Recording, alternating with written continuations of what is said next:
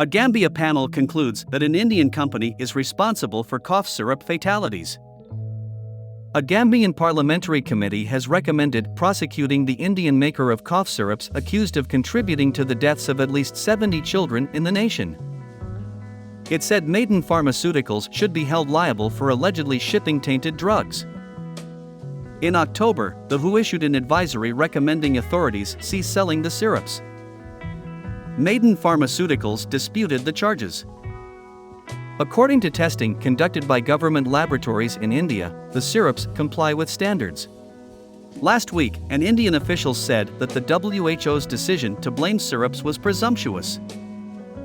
However, the Global Health Organization informed the BBC that it was doing its job and stands by the action done.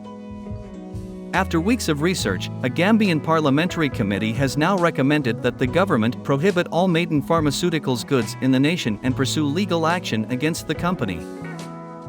The committee said it is convinced that Maiden Pharmaceuticals should be held liable for exporting the tainted medications.